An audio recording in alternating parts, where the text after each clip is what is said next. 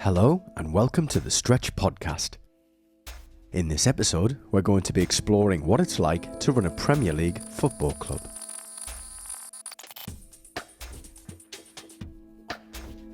It's not every day that you get the chance to speak to someone who has presided over an elite sports team in one of the most watched football leagues in the world.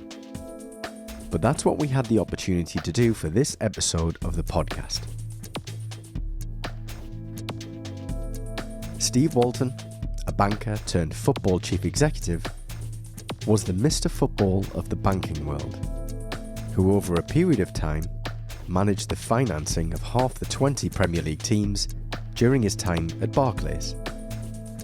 In a move that changed Steve's life, he was approached to be the chief executive of Newcastle United and subsequently Sunderland Football Club.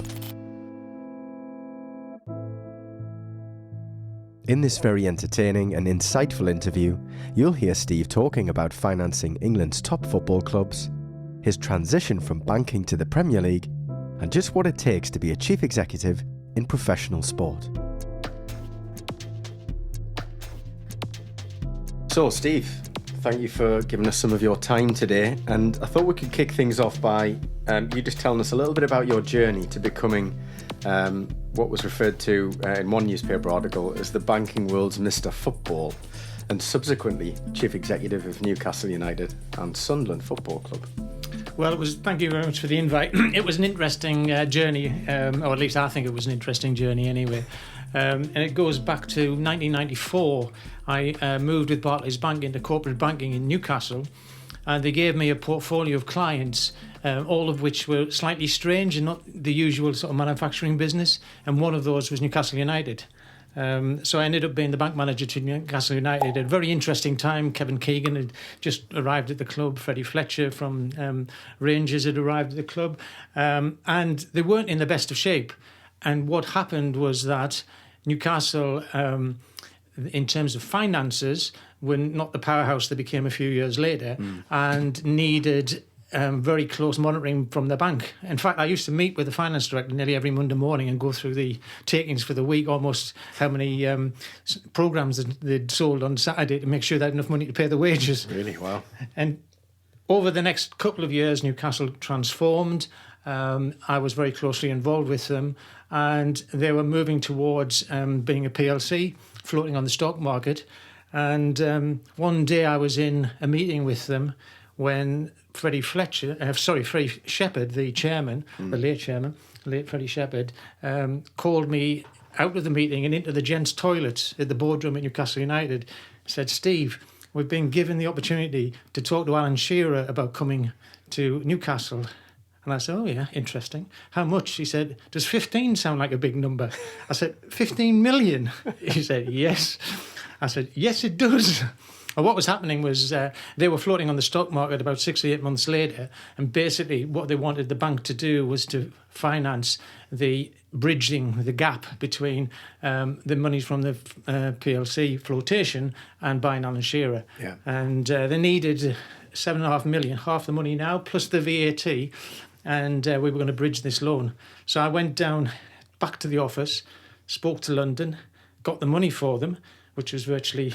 Well, we couldn't do it nowadays in that short space of time. Yeah. Agreed it, and they went off that night. And in David Platt's mother-in-law kitchen in Cumbria, signed Alan Shearer for a record £15 million. And it's at this point I should thank you on behalf of Geordies everywhere that we got to see Alan Shearer for the period of time he was at Newcastle. Yeah, I did buy a number of other players like Marcelino and that, which Joey Barton I bought when I was actually chief executive of Newcastle. So you give with one hand and take away with the other. Absolutely. Actually, Niall Quinn always reckoned I was sent to Newcastle to sabotage them when I bought. But that's another story. So was that a hard sell to get that bridge and finance range for what I guess was potentially a risky endeavour for a bank? What was the hardest sell was to say to Freddie Fletcher and Freddie Shepherd, the chief exec and chairman at the time, that I wanted a week's wages as my fee for doing it. And at that stage, we didn't know how much Alan would be earning. And he said, "Well, you've only been away now." And I said, "Well, do it without me." So anyway, that happened, and that, in many respects, set the seal with my career in Barclays Bank. It was a really big, high-profile transfer. That same year, 96, I think it was. Sunderland were trying to build the Stadium of Light. They were starting to do the financing for the Stadium of Light. And Barclays were also Sunderland's bankers. They asked me if I would get involved to try and sort the finance out. And this is where I've got to confess that I'm actually a Sunderland supporter. So what was actually said, because Barclays were accused by Bob Murray, the then chairman, of being institutionally Newcastle United supporters in the northeast of England and not giving Sunderland a fair crack with the whip. Right. And my then boss said, who was incidentally a big Newcastle United supporter, said, yes, I would like to send Steve Walton down to try and help with you, which was virtually unheard of at the time because, for a bank manager to bank two rivals, Sunderland and Newcastle, was unheard of. And Bob in particular was a bit nervous about it at the time. But what we discovered that what you brought to the industry by understanding it and any potential conflicts you might have was more than outweighed by the expertise you bring to the table. Yeah. And so I ended up banking Sunderland and Newcastle, and then it mushroomed from there on in. So I ended up working with Middlesbrough. The ex-finance director of Newcastle moved across to Liverpool. He asked me if I'd get involved with Liverpool. So I started banking and working with Liverpool. I came to the attention of Everton and started working with Everton. And within another 3 or 4 years, we pretty much banked out of Newcastle half the Premier League. And that's where the title of the journal kindly gave me. And the thing about banking half the Premier League, 10 clubs, you've got a 50-50 chance that 3 will get relegated every year. Yeah. But I thought I was a genius because for about 5 years, none of them got relegated. And then one season, we got 3 relegated in the same year. Yeah. So, what do you think, the way you described it there, is it sort of mushroomed? What do you think it was that attracted the other clubs to what you were doing with Newcastle and Sunderland that allowed you to move into more of these organisations? Yeah. Well, it's a unique industry, football. Yeah. Very unique. And it's a relatively small industry. It's a strange beast, football clubs, because if you think about that, a Premier League club, they are joint shareholders in the Premier League. So the owners of the Premier League are the 20 clubs who happen to be in it at any one time. So there's a huge amount of cooperation between them because they have vested interests in that league, proffering and making good income.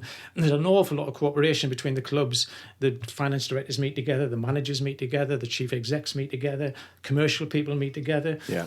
And so they know each other very well, and they entertain each other every other week. Yeah, of course, yeah. In a football match. Yeah. So it's a very close-knit community. They get to know each other. Banks, by and large, don't like football clubs. The problem is that they're so high profile. If something goes wrong, it ends in the papers. If the bank's not, so it's a difficult proposition for banks to work in football. And so having a manager and a bank who is understood their industry and understood what they were about was a rare commodity in those days, and probably still is. And how did you manage to sell that to the powers that be in Barclays, who probably a little bit hesitant because of the reasons you've just outlined to make all these investments then? Well, in my early days, it was when the Premier League first started to come into fruition, and the cash flows and the amount of money going through the industry rocketed. I mean, the Premier League contract for Sky tripled every 3 years. And up until prior to me being involved, football clubs generally valued the stadium and said the stadium was, I always remember Roker Park had a figure of £500,000 on for years and years and years. And, no one's ever going to sell, So most banks used to say, well, take a charge over the stadium and then we'll lend up to that. And I said, well, that's rubbish because you will never, ever sell the stadium. Can you imagine if you're banking in Liverpool and Liverpool got into trouble and said, we'll just sell Anfield. It ain't going to happen. Yeah. And I convinced our bank to look at cash flows rather than assets. So it was all about cash flow lending and following the cash coming through the club. And the cash, pretty much once a year you get this huge influx from season tickets. 2 or 3 times you get really large cash flows coming in from television rights, and we just followed the cash, and that's how I convinced the bank. I also convinced them that I knew what I was doing. Never a bad thing. Yeah, absolutely. So, I mean, you've touched on it there that, at one point you were financing over half of the Premier League teams. I'm really curious to just to get your view of what it was like to deal with the various chairmen, chief executives of these football clubs who are either have these ambitions for European success and all the rest of it, or the other end of the spectrum, they're trying to avoid relegation. What was it like dealing with people in those two positions? It was interesting, and even in those days, you had people like Freddie Shepherd at Newcastle, Sir John Hall at Newcastle. Then you had Alan Sugars. You had some really, really big names, Jack Walker, people like that. Yeah. And these were by and large in the early days. They were all local millionaires made good. Your Jack Walkers of this world, who were massively successful in their own field, and then bought the football club. Towards the back end of my reign, a local millionaire made good wasn't rich enough, so it became the local billionaire, and now it's almost states that own football clubs because the numbers got so large. So there were really, really successful businessmen in their own right, and by definition, quite awkward to deal with in many respects. And sometimes you get those guys who were very successful in the business take their brains out of gear when it's their football club because it's more the heart than the head. Yeah. And so I had some interesting conversations with times, and at times we refused to do things, and but I never really fell out with any of them to any great extent. Yeah. But I'm trying to think of things that I can say that that I'm allowed to say in the context of this. But I'm too professional to ask you about Mike Ashley, obviously. Well, I worked for Mike Ashley for 3 months. I've still got his phone number if you want. I've got his mobile. Because you were working in banking, representing these people, and then you became a chief executive yourself, and it was of Newcastle United, your Sunderland's rivals first. Yep. How did that come about? How did you get the offer of becoming a chief executive from previously being somebody who helps finance these clubs? Well, obviously the fact that you knew it's a small industry, you know everybody. Okay. It becomes apparent that in those days you very much got involved in banking. If something went wrong, you just rolled your sleeves up and got involved with them. So you ended up working through any issues and all the rest of it. In banking, more latterly, it goes into an intensive care unit and it just gets taken away from the relationship people. So you only see the good times largely as a banker nowadays, or the bad times depending on which part of the bank you sit in. But I'd seen both sides. So for Newcastle, I'd seen the glory days at Newcastle. I'd seen real tough days as well, when the big battle for control between the McKeagues and the Halls. And that gets you very close to the key people. It gets you closer to the owners than it would in most businesses, because the owners are so hands-on in football by and large. Probably less so now. No, Sheikh Mansour, I don't think comes to every match or whatever at Man City. No. But in those days, the owners were massively involved. Got to know them very well, and therefore they see the strengths you bring. They see the fact that you understand the industry that you're in, and hopefully you bring a level of professionalism and objectivity, because in my case I banked a number of clubs I probably banked 20 odd clubs I would think over the years, because as I say, some relegated, some came, some went, and most of that portfolio was still banks with Barclays and Newcastle, the majority of those clients. All right, okay. So I mean, in my case, Freddie Shepherd invited me to a restaurant in Newcastle one afternoon and changed my life by asking if I would be interested in becoming chief exec of Newcastle. And his plan at the time, I'm sure the late Freddie wouldn't have minded me saying this, was that he wanted one of his 3 sons to become the chairman of Newcastle going forward. Okay. I mean, Sir John hadn't been actively involved in the business for years. No. It was more Douglas Hall and Freddie Shepherd. It was basically the 2 people who ran the business. And Freddie saw himself drifting down, passing some of the reins to myself, and then his son taking over in the fullness of time. That was the master plan, basically. I had an interesting debate. I had to come out of a final salary pension scheme. I had to become chief exec of a club that the majority of my family and friends hated with a passion. And I came home, chatted to the wife, and we said yes. And as I say, it changed my life completely, and I wouldn't have missed it for the world despite what happened. And what did happen was that I had 3 months gardening leave from Barclays Bank, because obviously at that stage I still banked all these other clubs and I could hardly be chief heir apparent of Newcastle. Yeah. So I worked my 3 months with Barclays actually at St James's Park, and at the time they were refinancing the business. And my last official day at Barclays Bank, we had a big party at Bar Luger in Newcastle, and that day Sir John Hall sold his shares to Mike Ashley. On that exact On day? the exact day that I left Barclays. So we had this big do, drinking champagne and all the rest of it. Yeah. And the next morning I said to my wife, I think I'll be out of work shortly. Really? Yeah, absolutely. So, and that was, and 2 months later I left, as did the chief operating officer and the finance director. Because basically what happened was Mike took out all of the senior management out of the club and put his own people in. Yeah. Which I guess when people are bought out of businesses and stuff, that tends to be sometimes what tends to happen. But I guess how did you manage to maintain a level of resilience or whatever it is, or to stand by your decision, given the fact that on the the final day of work, kind of the writing was on the wall with Mike Ashley buying the club? Well, I bought a house in France, which helped. So I spent a little bit of time in France. But in many respects, I still wouldn't have changed it. Even then, I wasn't bitter about it. It's just the way of life. Yeah.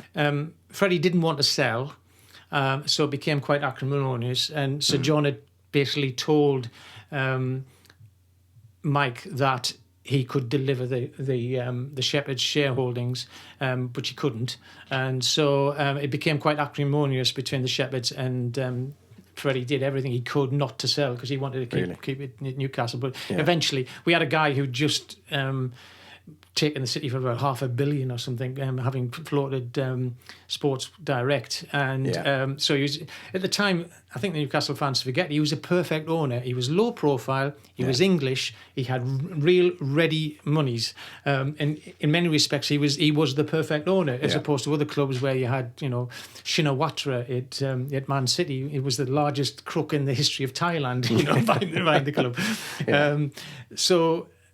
But what happened was Mike should have done one of two things, in my opinion. He should have left the existing people in place who'd been there for a long time. Yeah.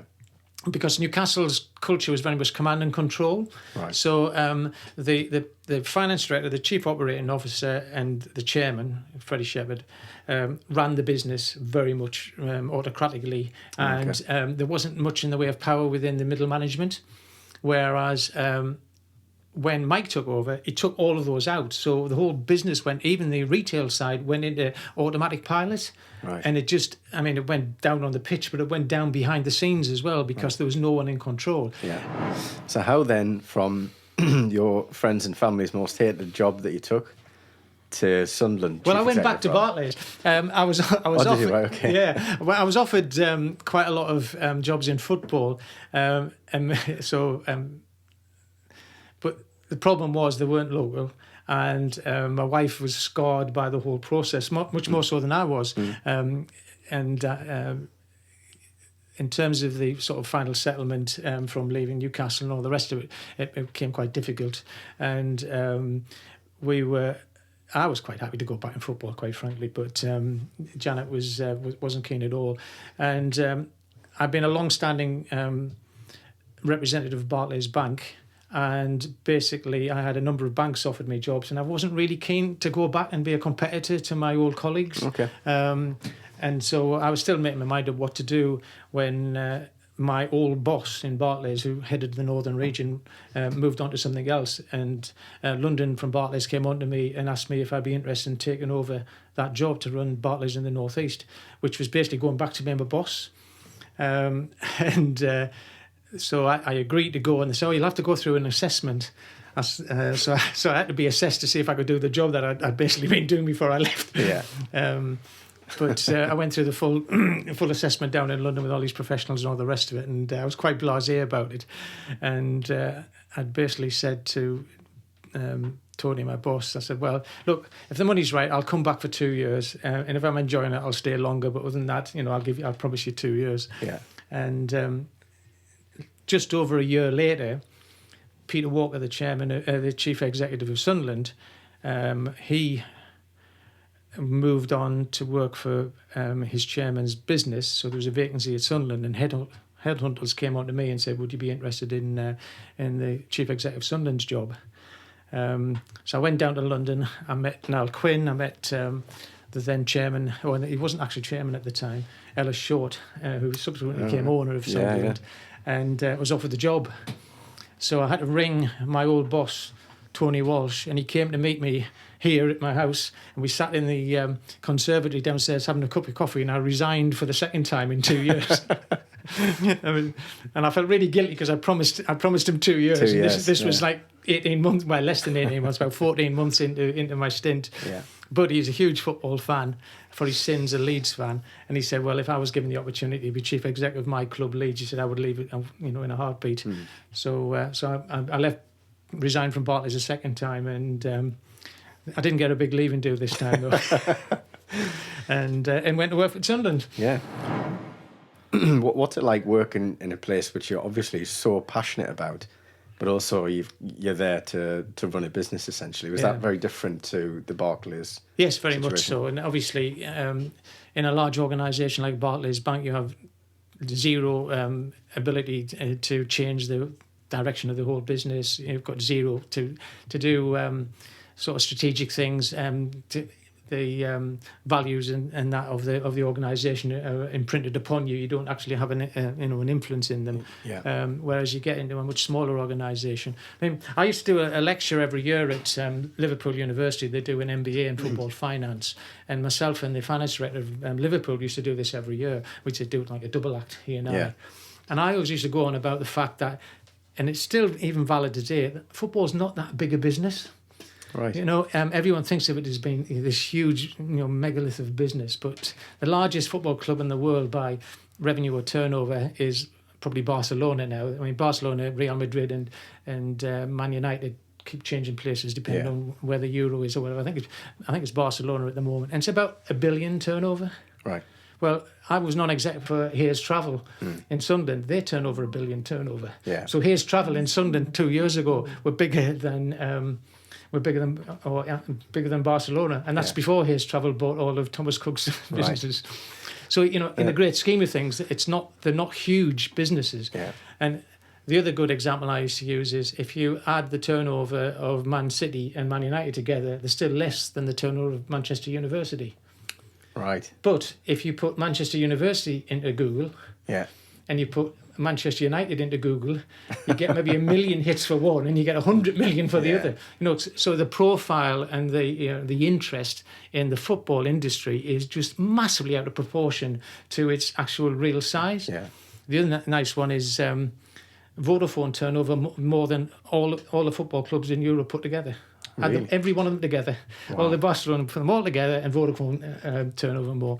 So it's about profile. Yeah. That is the difference. That is interesting. It gives a massively different perspective to what is portrayed to the average Joe. And Premier League footballers are the fifth most expensive players in terms of wages. So, they get paid a ridiculous amount of money. Well, Major League basketball players get paid more. Yeah. All the American main sports get paid more. Don't get me wrong, they still get paid an awful lot of money. Still wouldn't mind being a few quid behind them. Absolutely, but yeah. Actually, it was a strange thing managing a football club, because you've got to actually try and motivate the cleaners and the millionaires in the dressing room. Yeah. And you've got, maybe 300-400 people who make up the football club, and you've got to try and motivate all of them right your way through from start to finish. And it's quite an interesting conundrum to actually do that. What's the one thing, as chief executive of Sunderland Football Club, that took you by surprise in this new world? What's the, and if you had to just choose one thing, what is it that you just didn't expect when you took that role on? I should have known this, I think, but I didn't expect that every single person who worked at the club would be a fan. And even if they weren't a fan before they worked at the club, they became a fan. Yeah. And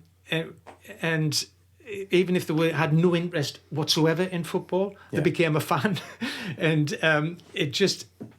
One of the things I used to say to the staff is that this is not a business that we're running. This is like an institution. And our objective is to pass it on to the next generation after you in a slightly better state than it has when you received it. And that's all you can really hope for, because there's nothing like it in industry. I've never come across any sort of business which is vaguely like running a football club. In many respects, it's simple. There's not that many levers you can pull, and that's one of the problems. One of the problems that so many managers get sacked. It's one of the few levers you can actually pull to actually change performance across the business. and the vast majority of people in the club can't influence it. How profitable the business is or how good the business is. And the other difficult thing, I think, is the fact that everything can be potentially measured by a player's wages, and therefore it doesn't matter that you ask the cleaner to switch the lights off or whatever, because at the end of the day it makes a little difference, and therefore people are less likely to have pride in what they do because it doesn't really make any difference. And that was the hardest thing, I think, for me at the football club. Not so much, one of the hardest things was used to be having breakfast with Steve Bruce when they lost on a weekend. Because I always used to go down to the training ground every Monday morning after a weekend and have breakfast with the staff and the players. And I used to call it breakfast with the glums if we'd lost. I felt it's part of the chief exec's job to gee up the management. And ultimately I was the manager's boss, and to gee up the management when things aren't going according to plan. And there's very little businesses where it could be so fantastic one day and so horrible the next. One day you beat Chelsea 3-0 away at Stamford Bridge, the next minute Sheffield United beat you at home. And the ups and the downs can be so extreme. And I think it's something that's quite universal, possibly for people who are our listeners who are listening to this, is how you manage those tricky personalities within any organisation. How close did you get to having to manage some of the egos? I know clearly that's the coaching staff day to day, but what was your involvement in potentially managing those more difficult individuals at a football club? It's mainly the manager's job to manage those difficult. And we obviously talking about players. We had awkward people outside of the playing staff as well. Trust me, but. You do get involved in one of the. Monetary you normally get involved because obviously you're involved in player negotiations. You're involved in salaries and that. You're involved in fining as well. Right. There's a whole institute of fining players. It never happened in another industry. You turn up for late, you're going to get docked 2 weeks' wages. But it happens in the world of football. Late for training. Yeah, those sorts of issues. Missing weight or whatever it might be. When I first went to Sunderland, Roy Keane was a real keen finer, very disciplinarian. And what we decided at the football club was that when we fined players, 10% of that fine would go to the charity, the foundation. Right. So our foundation staff had a vested interest in the players misbehaving. So trying to take them to nightclubs a night before a game or whatever. But so we used to have. I used to do sort of players coming in and complaining that they've been unjustly fined or whatever. I always remember at Sunderland we had 3 players who, when Roy Keane first went there, had bought them to try and kick the business on into the Premier League, and they hadn't really worked and they were really hard. Can I name these players? I probably can. Chimbonda, El Hadj Diouf, and who was the other one? I can't remember off the top of my head, but they were real hard work and were regularly getting fined. And I always remember Niall and I went down to the training ground. Chimbonda was getting, and they used to get the wage packet still, and he picked his wage packet up as we went past. And he said, "Mr. Chairman," and he let it flutter to the ground. He said, "It's very light this month, this wage packet." And I said, "Well, if you behave yourself, Pascal, it'll be better next month." But Cisse was the other one, by the way. Cisse, yeah. Just looking at what you brought to the party, which capabilities do you think enabled you to be chief executive of Sunderland that stood the test of time, that were transferable from your job and the job you had in banking into the world of sport? And I guess conversely, which are the capabilities that you had to acquire in order to make that transition? Well, that's a lot of questions in one, that. What I used to say to an awful lot of my ex-colleagues in the world of banking was those institutions were fantastic trainers and trained their staff really well.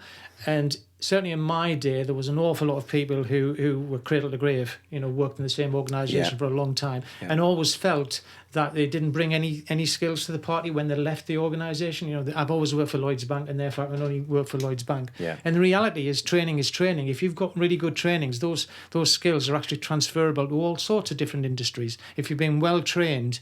In fact, when we speak to some of the businesses I've dealt with over the years and that, they always love to get people who'd been a long time in some of the really good organisations who trained their staff really well. I mean, the police were another example. When, you know, I had the head of my security was ex-police superintendent. They were fantastically well trained and brought something different to the party as well. So I think everyone brings something to the party if you've been well trained in the first place. What I brought to Sunderland was to try and bring more structure around it and not to have it just about what the result was on Saturday and what where we wanted to go. My mantra was always, we want to be a little bit better in every area, every time. And I didn't want a 1 year bust and next year boom. I just wanted everything to be a little bit better every year. And for 3 years, we worked that in the league because we were 15th, 13th and 10th my 3 seasons at Sunderland. Sadly, 40,000 average gate my last season, and 10th in the Premier League, and we've never been anywhere near since. And obviously, where we are now is quite sad, and it's very sad for the staff because there's a handful of staff left from those days. Certainly in terms of senior staff. So I brought a bit more professionalism from my banking days. So we instituted mission, visions, and values in the organisation. We spent quite a bit of time on trying to develop, with the assistance of Newcastle Business School, some common values that we could share right away across the diverse businesses. And when you think about a football club, you know, you are a football club, so you've got a bunch of players playing football, but you're also a school because you've got the academy and you've got all these people you're training. You're a medical department in its own right. I mean, football clubs do quite a lot of cutting-edge research and get involved in universities and all the rest of it. It always used to bug me that Man United got everything for free because they were so they were so high profile. Because everyone wanted to do their research. Yeah, everyone wanted to, and everybody else would charge. But anyway, so you've got all of that, and then you've got, you know, the security business in terms of the stewarding and all the rest of it. In our case, we had the charity, the foundation, and we had the retail operation, and we had the confident bank lending business. You know, all in many would be one business in its own right. And so we tried to come up with a bunch of values that work for all of us, and we did it across the whole business. And we try to use those values for major decisions, not just in terms of managing the overall staff, but in terms of buying players. Even would they fit in with the values of the business? Now, I think it's highly unlikely, unfortunately, in the second, third tier of British football, whether those values are still there. But you know, I felt it was important that we brought that sort of level of professionalism into the club. How did you get buy-in from all those different diverse departments, if we can call them that, to something that you were trying to make relevant? Interesting, to them all? I always remember we did some personality testing with the management team. We took the management team over. We were doing a pre-season friendly in the Amsterdam tournament, and quite a lot of the key members would never travel with the team when they were abroad.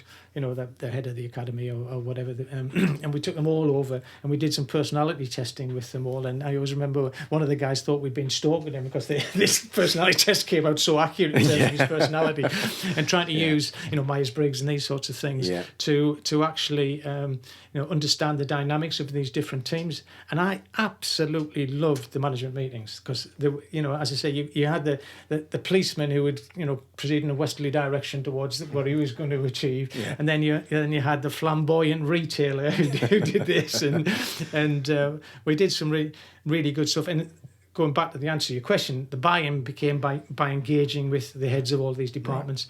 And whilst I'm quite a friendly and open guy, and I would go around the shops and, you know, have a common touch with the cleaners and all the rest of it, you know, at the end of the day, as chief exec, you can't do it all yourself. You have to rely on the heads of your department, so you have to get the buy-in from these various people. And what used to really amaze me, and I saw it in lots of industry, is how the personality of the man at the top changes the personality of the organisation very quickly. I mean, I sit on the board of Sunderland University now. We just changed vice chancellors last year, and you can see the change in the organisation very quickly from one vice chancellor to the other. And I would never believe that for a large organisation it could happen that quickly, but it does. And, you know, they make a few appointments, and they themselves then influence going forward and that. So, you know, you have to lead by example, but you actually need the key business influences within the organisation to make it work. And so you brought all of that stuff to Sunderland. I hope so. What did you what was it that you had to acquire kind of that you realised quite quickly, I'm going to have to develop myself here in order to do a good job? The most difficult thing for me was I was very fortunate working for Barclays Bank that the quality of the staff was excellent. You know, there was, obviously you get some better and some worse, but by and large the general quality of the banking sector staff was very good. And all of a sudden I was in an institute where the quality of staff was very, very variable, and it was very difficult to understand how to motivate one type as opposed to another type, because the skills you needed to motivate these people were very, very different. Yeah. And one of the best pieces of advice came from the manager, came from Steve Bruce at the time, because when I was at Sunderland, Steve Bruce was for most of the time. Steve Bruce was the manager, and Eric Black was his assistant manager. Now Eric worked with, was from Aberdeen, so he knew Alex Ferguson as a manager when Alex was quite young, and obviously Steve Bruce was Alex Ferguson's captain at Man U for many years and that. Yeah. And between them, they had just loads of fantastic stories about Alex Ferguson, who they were all terrified of to a man, because he was a really dominant and really, really intimidating person. Yeah. However, Steve said to me, he said, he's the best man and manager I've ever come across. He said, because despite the fact that his personal style was basically a bully, really? You know, he was really, but he could temper his own style, and he knew when to cuddle, when someone needed a cuddle rather than to bully them. He knew when they needed to be joked with. He knew when they needed to be bullied, and he was absolutely consummate in changing his own style to actually manage that person really, really well. And Steve said he's tried to learn. He said, I can't do it. He said, I can't be as much of a bully as he could. I can't be as much of a comfort to him. Yeah. And he knew. And one of his favourite stories about, you know, how he had different styles for different people was Eric Cantona. And Steve always said, you know, Eric, you know, was alone to himself at Man United. Now, Man United and under Alex Ferguson was the most traditional club of all. Every player, when they went to a match, wore the full club uniform, shirt and tie, blazer, the works, except Eric, who would turn up in flip-flops and a T-shirt and a straw hat or whatever. Yeah. And Steve was commissioned as captain by the other players to say to Alex Ferguson, look, how come we've all got to wear the club suit and all the rest of it, and he gets away with murder? So Steve plucked his courage up, went to see Alex Ferguson and said, look, the lads want to wear. And Alex turned out to Steve and said, look, tell any one of them, if they can do what he does, they can wear exactly the same clothes as he does. Yeah, end of argument. Yeah, absolutely. Football is a fickle game. You know, the highs are extreme and the lows are extreme as well. I just wonder, as someone at the helm of a professional football club, how did you manage the inevitable weight that's on the shoulders of a chief executive? What was your approach to just dealing with those lows as well as the highs at a football club? Yeah, it's hard to be positive all the time. I was I was very fortunate. The worst part of Sunderland was not motivating the staff and manager when things went wrong, was placating the owner. Okay. Because Ellis Shaw was absolutely horrendous when we got beat. Unfortunately, that was the chairman, Niall Quinn's job. Yeah. So Niall, many a match would be, if Ellis wasn't there, would be in a separate room placating Ellis, trying with his Irish blarney to try and placate him. But it is hard, and the whole organisation, actually suffers right away through. I mean, I introduced a profit share scheme. Because one of the big problems with the finances of football is the fact that it can be so dramatically different. You know, it was like in my day, it was like £1 million a place in terms of income. So you could go down 3 places on the last match of the season, and all of a sudden your income's down by £3 million.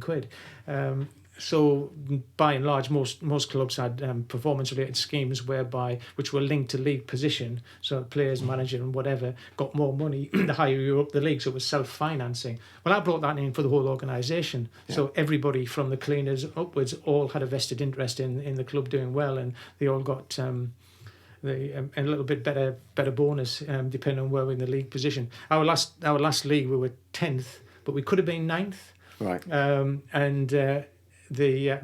and we could have been 11th. Now, lots of big bonuses kicked in at 10th. So with my financial hat on, I actually wanted us to be 11th that year. And I thought, well, we'd been 15th, 13th, 11th would be really good. Yeah. And this is players' bonus. This is players' bonus. It's my bonus. Yeah. And it's all the staff's bonuses as well. So I really wanted to be 11th. In the event, on the last match of the season, we ended up 10th. So all these big bonuses came in, and it cost the club about 3-4 million quid. And I said to the owner, I said, no, that's cost you 3 million quid. And he said, and I can't repeat his language, but he wasn't bothered. So in your view, Steve, what makes a really great chief executive? Oof, that's a tough one. It depends on the size of the business, I suppose. But if you're talking about a relatively large business, it's having the ability to understand the whole, to understand which of the parts of the business are the ones that require your personal attention and which ones don't. So it's having this broad understanding. One of the largest businesses I used to deal with as a client was Reg Vardy PLC, and Sir Peter was whatever part of the business Sir Peter turned his attention to improved, because he was so capable. And this is a guy who had learning difficulties at school, didn't really academically do very much, but massively successful and hugely. But you can't actually, as the business gets to a certain size, you can't actually put yourself into all these places. So it's about understanding the whole and what levers to pull in order to improve the business and move it forward, and to have your own values stamped right away through the organisation. Because if you don't believe them and they're not your values, you can't actually convince other people to do that. And you have to take the whole of the organisation along with you. And at times you have to be ruthless. And I think my downfall sometimes as a chief exec was not to be ruthless enough. Sometimes in your heart that person can't make the grade or whatever, and you have to make the tough decisions. Yeah. And I would say, looking back on my short time as a chief exec, I probably should have been tougher on a few occasions, and brought in more, better people, or and lost people. So it's being standing up and being counted and taking those tough decisions when you need to. We hear a lot in sort of business circles and stuff now these days about disruption in business, and how everything in the future is ambiguous in terms of market conditions and the different generations entering the workforce and whatever else. People kind of bracket into this disruptive, technology being a big one. So I guess from having been a successful business leader yourself, what do you think business leaders of the future need to bring to the table, need to be adept at, which might be different from leaders of the past or even the present day? Yeah, interesting. I mean, obviously social media is now so important that, and it wasn't a huge issue in my day. We had social media, and I've had members of staff who lost their jobs over social media in terms of posting things on Twitter. One of the most expensive quotes of all time, I think, was when Darren Bent quoted something to his then chairman at Spurs about coming to Sunderland, and he could find a week's wages for this Really? this quote, yes, which was stop messing around, Daniel Levy, and get this transfer put through, but in much more blatant words. So the whole technology and the immediacy and the speed of everything that goes on nowadays, you need to be so fleet of foot. And I think going forward, many people will need to think very hard about how to change their business model and how it will work in the current climate, the new climate. I suppose in some respects, the sad demise of Thomas Cook's a good example. Thomas Cook probably should have downsized years ago, should have probably split the business into 2 or 3 different businesses, if not more, to survive and be more fleet of foot. And didn't. They tried to just continue as this large, huge organisation. And I think, quite often in the future, brave decisions will be to become smaller and quicker and to split your businesses rather than blithely going on as you have before. But the rate of change is so quick that, you really need to be ahead of the game as far as you possibly can. Do you think that's down to businesses in the past sort of taking it for granted or getting a bit comfortable? Yeah, absolutely. I think there is, there's always the case of using yesterday's solutions to solve today's problems, and as you get larger and larger, you become to believe your own publicity, and I think Yeah. it's so important that you actually step back from that and try and look at the world as it is, not as you would like it to be. So you've been retired for 7 years now, Steve. What do you miss the most? The people, I think, most of all. I still sit on the board of the university, so I have a little bit involvement or whatever, but in terms of the cut and thrust of the day-to-day, and the most interesting thing for me was the talented people you work with and the buzz you get from working with talented people. And talented might not be particularly clever or well educated, but they might be driven, or they might have a particular skill in an area. And lots of people bring different things to the party. And most certainly, some of the talented people I've had the fortune to work with have been fantastic eye openers. And you can't always learn from them, because some of them you just, how does he do that? I wish I could do it, but I can't. Yeah. The best speaker I've ever come across is Niall Quinn. At Sunderland. I always remember we went to a dinner once, and the guest speaker didn't turn up, and the host asked Niall if he would speak, and we were sitting eating our dinner and knocking back the red wine at the time, and he got a piece of paper out and said, "Steve, I've gone blank. Can you tell me some of my stories?" I said, "What do you mean?" He said, "Well, I can't remember anything." And I'm saying, "Well, remember when you were at the World Cup, that one you told," because I'd heard him a number of times. Yeah. He wrote about 4 things down on a piece of paper, and I thought, this is going to be an unmitigated disaster. And he stood up and he spoke for 45 minutes, and he just absolutely had the place in uproar. It was absolutely fantastic. And he's never kissed the Blarney Stone. I've kissed the Blarney Stone, but he hasn't. So you do get people who are just wonderful to work with, and who are an inspiration to you. And I've been fortunate to meet a lot of those people, both in my banking career and my football career. Brilliant. Well, listen, we really appreciate your time. Thank you very much for letting us pick your brains. And thanks for the wine.